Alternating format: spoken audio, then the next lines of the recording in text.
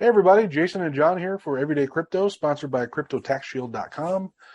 Jason, we didn't do any episodes last week. I was a little tied up with some projects, but I appreciate you taking some time with me today. Yeah, John, glad to have you back, and I appreciate it as always. Not a problem. So, I'm kind of looking around at crypto right now. There's not any sort of like big news or any weird trends or anything kind of cool today, but I thought maybe I would set you loose. I want you to kind of give me your take on where things are in the world in terms of, because everything does affect crypto, right? So geopolitically, just, socially, kind of give me your take on where things are in the world. And, should we go find a bunker, or do you think things are going to look up, or, I just want to get your take and crawl in your brain a little bit. Yeah, absolutely. And if I could, please, if you find any entertainment or educational value in this at all, please like and subscribe. Yes, please. It helps us help you. And believe it or not, we are not financial advisors. Do your own research. Absolutely. Yeah, so that's a great question, John. I can be honest with you, the past few weeks, I've kept an eye on crypto, but really I'm just keeping an eye on the micro world chess game that's being played out because it's really historical. I would consider this time comparable to the pre-1929, maybe 1940, maybe 1970s eras, because it's so out of hand and there's so many variables that are floating around. The more and more I dive into it, the more and more I find it just kind of blows me away. So I'll bring up a few points. Sure.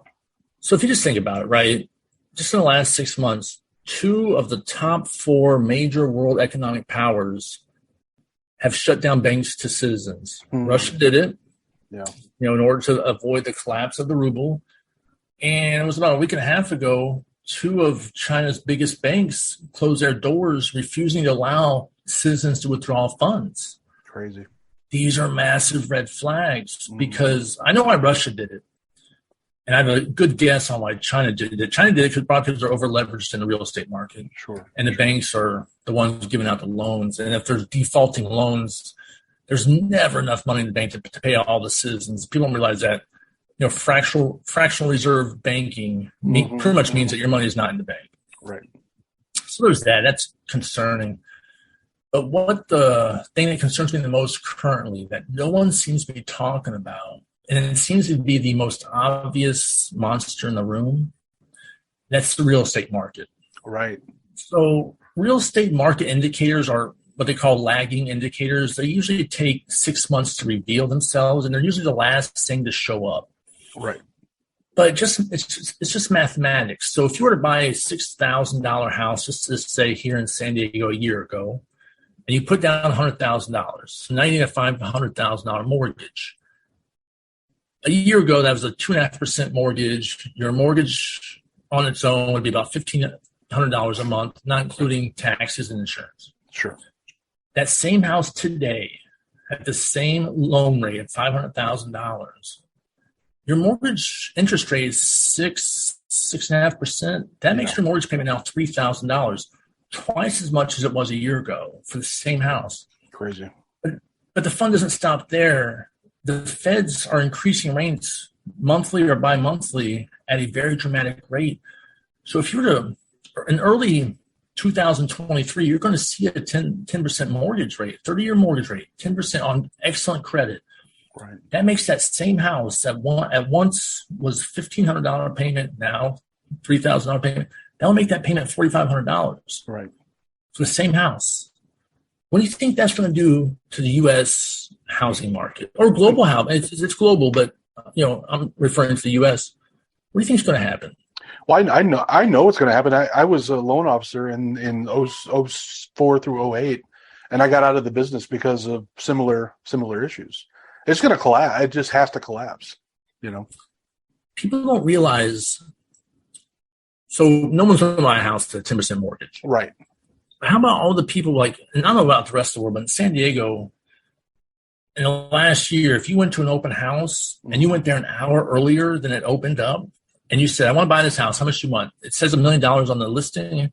I'll give you $1 million. They say, we already have a 1.2 or 1.4 offer. Right. That's day one, and you showed up early. What's going to happen to all those people who bought houses in the last year, 2 years? They're going to be upside down. Oh, yeah. What happens if they had an adjustable rate 3 or 5 year mortgage? that, 30-year fix stays where it's at. Yep. So if you locked in at 2.5%, you're good for 30 years. That's going to be the best opportunity ever. But if you have an adjustable rate mortgage, it fluctuates with the market. So you're going to wake up to a 10% interest rate that was 1.5% if you had an adjustable rate. Your mortgage payment just 10x. Yeah. A house that you now have negative equity on. Right. What are you going to do? You're going to do the same thing that everyone did in 2008, and you're just going to walk away from that property, and it's going to go into foreclosure, and that's going to be that. Yep. That's ugly enough on its own, right? But if you think the Federal Reserve doesn't know this, and they're somewhat like, at first I thought, okay, the Feds, they got to know this, and they got to be conservative on this. Sure. But Jerome Powell came out, I think it was 2 weeks ago, and he said something along the lines of, the housing market needs a reality check. Right. And I think what he was saying is that traditionally wealth in America is obtained by either inheriting your parents' wealth, or you buy a house and you pay it off and then you give it to your children. It's through housing, right? That's traditionally how it's done. But no one can really buy, like in San Diego, you can't buy anything less than $1 million anymore, and it's not even that great of a house. So I think maybe he's saying like that's the upside to this, which I totally get, because I'm an opportunistic myself. Sure. I'm going to be looking at once it collapses, I'm going to be looking to buy properties. Absolutely. But the fact that you got crashing stock markets, bond markets are upside down, you got cryptos all messed up, there's no safe haven. Right. That's the thing. Like usually there's a safe haven. This is what makes this the perfect storm. Is usually you can transfer out of stocks into bonds, or out of stocks into real estate, or out of crypto and then crypto. But there's no safe haven. Yeah. And you think the dollar's a safe haven, but it's melting. Yeah. Like you're buying less and less. Like you've gone down to the grocery store, you've seen what happens. You're buying less and less with your dollar. So now you got all of that mixed in with, the middle class and the lower class is going to get slammed. Oh, sure. Yeah. Like if you're making $18 an hour, that's probably, I don't know what minimum wage is global or, across the states, but I think it's seven and a quarter, I think. Yeah. Well, 7.25? I think so. I think in San Diego, it's probably like now somewhere around 13, maybe 13 or 18, but you can't live off that. No. You'd have a hard time living off $40 an hour at this point. Right. And then you got, diesel price. No one watches the price of diesel because no one really buys diesel. But what you don't realize is your products get here through diesel. Yeah. They don't get here. Diesel's off the charts. I mean, it's interesting. It's interesting. Yeah, I mean, so what are your thoughts on? You talked about there's really no safe haven. You didn't mention anything about precious metals. Do you have any sort of insight into that? Is that I used to love precious metals. Before I was into crypto, I was a huge I love precious metals. Yeah. Now they're sitting at their all-time highs or below their all-time highs from the 90s. So I see. they've lost all. Like they're not even a good hedge against inflation anymore. I'll make the good point. Here's the good point. With everything being said, all this is the argument for Bitcoin. Mm-hmm. I'm not even saying crypto in general. I'm just saying Bitcoin specifically. Sure. Because we got into this mess through decades, since the 1970s when we came off the gold standard. Right. And we gave our government the ability to print off money to oblivion, to pay for every war we wanted to get involved in, to pay for every bailout. This is what happens to currencies over time. This is why over the life of humanity, no fiat currency has ever lasted the test of time, because it's diluted. And when you dilute it to such an extent, it just disappears and becomes worthless. This is everything that's wrong in the world right now, like everything. Bitcoin's the answer for all of it. Yeah. If you decentralize money, take it out of the power of the government's hands, and you're not able to dilute it. Yeah. It's like Bitcoin's undilutable. There will only ever be 21 million. That's it. None of these problems exist. The housing collapse of 2008 wouldn't exist. And the hyperinflation we're going through with our currencies now would not exist. The impending doom of the stock market would not exist. Right. All these problems come from centralized monetary policies.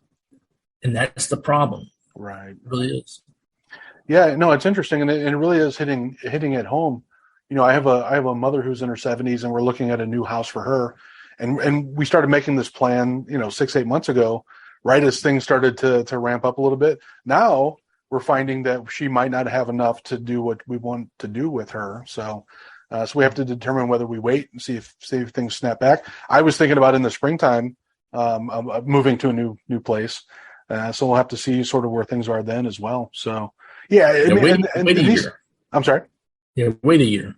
Yeah, well, that's sort of where I'm leaning now. Yeah, for sure. Yeah, it's just too volatile at this point, and we might make her wait as well. I mean, none of us are in a rush. It just happened to be just a perfect storm for us personally as well. And it's like, really, we were hoping to get her into that low interest, and because on her house now she's got, I think, 3.25 or something. So you were a loan officer, right? You were a mortgage business. Yep. Who do you think is going to refinance their house to get a 10% rate when they're sitting at anything lower than 3 or 4%? Because traditionally, people refinance to consolidate bills, right, and to lower their monthly payment and to pay off stuff. That industry will it will go to zero. Yeah, because who will ever refinance? Right. If you're sitting at 2.5%, why would you do that to yourself? It wouldn't even make sense. Well, don't. And I know this from just doing it for years. Never underestimate how many stupid people there are. One, people get desperate and they make very bad financial decisions. And as we saw in 07, 08, 09, there's lots of predatory lenders that will convince them it's a good thing. So now, is it enough to move the needle? Probably not. I think most people are smart enough to go 2.5% is way better than 10. I'm not going to touch it. Let's wait a year, wait 2 years and see what happens. But there'll be a faction that do it. Yeah. The pitch was always, hey, look, you're lowering your monthly payment and you're getting rid of all these bills, or you're getting some home improvements, right? Mm-hmm. Like when someone shows up to the closing, they're like, oh, my mortgage payment used to be $1,500 and now it's $5,000. Where's the incentive? Right. Like, it doesn't make any sense. Like, absolutely. Yeah. No, I mean, predatory lending is a whole other thing. Like, I know that exists, but well, so when I feel like they cracked down pretty hard on that, right? They did, and that's one of the reasons I left the company I worked for in particular, and ultimately the industry, is that we were doing paper loans that at the time they were probably 6.5% was a decent FHA rate. But we started to get into the C and D paper stuff where we were giving people $90,000 at a 14% interest rate because they had 560 credit, and charging 3 or 4 points, and I was getting a chunk of that. To do that to people, and I'm like, this is not good, because now they got to come up with $2,000 a month on a $90,000 loan. And these are arbitrary numbers, but the math never made sense, not one time. Yeah. So, yeah, it was just, and I just fear we're going to see some predatory stuff again, or not. I mean, my hope is that people have wised up and learned from 08 and don't do that again. But we'll see. Money's so emotional. People make I've done this in my past too. People make horrible financial decisions when they feel like their back's up against the wall and they just have to make a decision, and it's emotional and not practical, and they just make bad decisions. Generally. Yeah, you're right about that. Yeah. With that being said, what I'd like to bring home to our viewers is this isn't all doom and gloom, right? But this is opportunity. Really, it Absolutely. is. Now is a great time for you to educate yourself on how these things are correlated and how they're related, and it's links and links within links, right? Yep. And there will be massive opportunity here. I promise you that. Like when something crashes, that means it's on sale. And I live in San Diego, so I know real estate here is always good. If it crashes, just buy it. Yep. I don't know about the rest, the rest of the country, but sure. Still, real estate. If it crashes, buy it. Let's just say you were eyeballing Tesla stock last year at $1,800, and now it's $400. Right. That's a massive discount. If you loved it then, you should really love it now. Absolutely. And I think most people tend to just kind of turn off and ignore it, but really, there's tons of opportunity here. Absolutely. This is where real money's made. To be honest with you, it's in the dirt when things are upside down. Is where real wealth is generated. Yeah. No, I mean, and you and I talked about this before. Before even Bitcoin started to go down a little bit. Is that we talked about buying the dip. There's that phrase exists for a reason. You need a dip to be able to buy the dip. So we're in a dip, So. Yeah, a year ago, everybody was screaming, "Oh my God, I would sell my house if I saw a $20,000 Bitcoin again." Well, now it's $20,000. Wow, now, I don't know about now. Now it's super scary. Why is that? Nothing has changed. In fact, I can make the argument by what you're witnessing in a global economic scale. Right. This should make you love Bitcoin more. For sure. Price is not reflective of fundamentals. It's reflective of sentiment. Right. And the whole world is terrified and scared that they're losing their 401k and stuff like that. But sentiment doesn't last forever. Like it changes at the drop of a dime, Oh, sure. Absolutely. Yeah. Well, Jason, man, thank you so much for this. This is all good stuff. Hopefully everybody watching gets a few little nuggets of wisdom in there. Where there's fire, sometimes there's opportunity. So call a fire sale. How about that? That's exactly what they're calling it, a fire sale. All right, man. Well, I really do appreciate it. Let's do another one very, very soon, and we'll kind of see where things are. And appreciate your time. John, as always, I appreciate it. Thank you. All right. Take care. You got it.